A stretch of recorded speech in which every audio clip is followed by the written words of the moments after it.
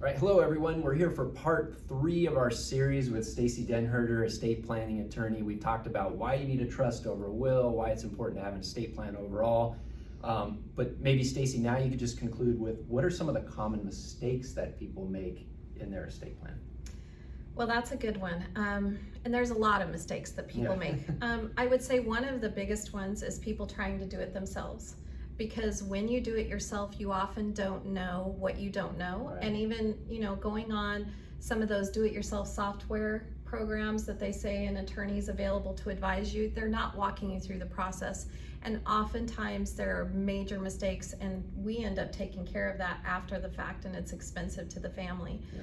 So that's one of them. I would say making one child the other's keeper is huge. In charge of the other? Yeah, it's kind of like you have a golden child, you have one that always does everything right. They've been the great kid all along, and then the other one who kind of is just maybe isn't totally living up to what the expectation of everyone would be. And so the parents think, well, we'll leave everything equally and we'll give golden child her share outright, but the other child, we're going to hold it in trust and dole it out to him over time, and we're going to let his sister be the trustee to manage it, to say yes and no to him. Yeah. I think there's no quicker way to make your kids hate each other than to put one in a position of authority over the other.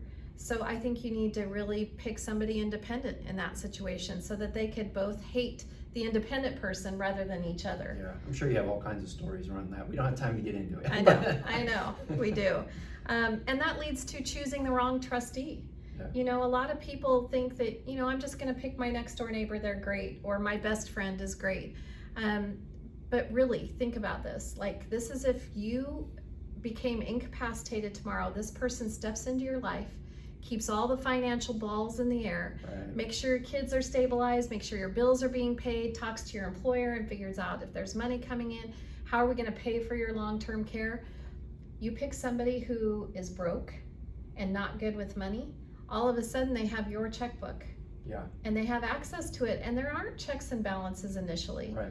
So don't pick somebody who's broke. Don't pick somebody who's too busy. Really consider a professional. It's why people hire financial advisors, because they don't have all the expertise to manage their own money and they want advice.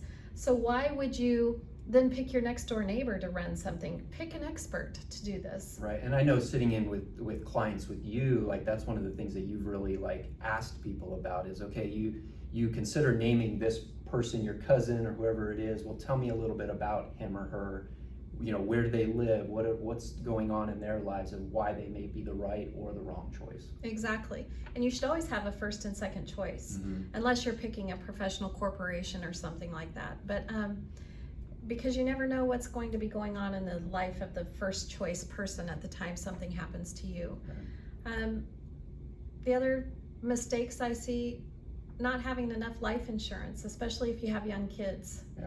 I think, I'm facing that with a client right now, and the husband has 1.5 million and the wife only has 250,000, and she has ALS, and it's just heartbreaking. And he's taking off a lot of time from work, and they've had to modify their home dramatically, and they're coming out of pocket, and that money's all going to be gone. Yeah. And he's not going to be able to just take a year off work to help the kids cope with loss of their mom.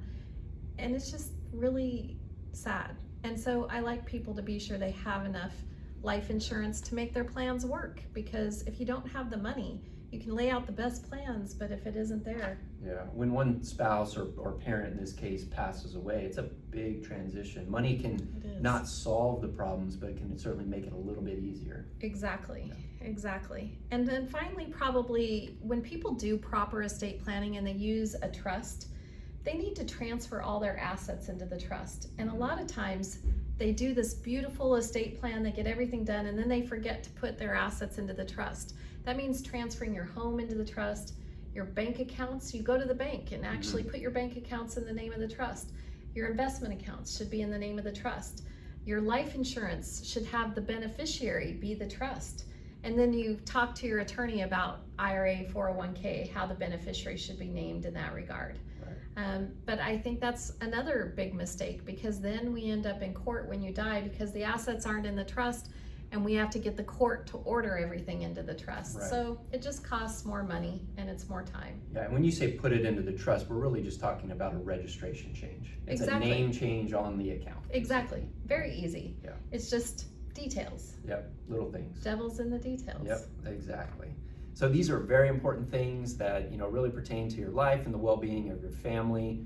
Make sure you have a good estate plan. Make sure it's updated periodically, that you're at least checking in with your attorney if you already have somebody.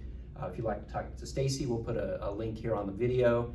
And these are also the type of planning details that we look at and help guide our clients with. If you'd like to talk to us more about that, then certainly schedule an appointment.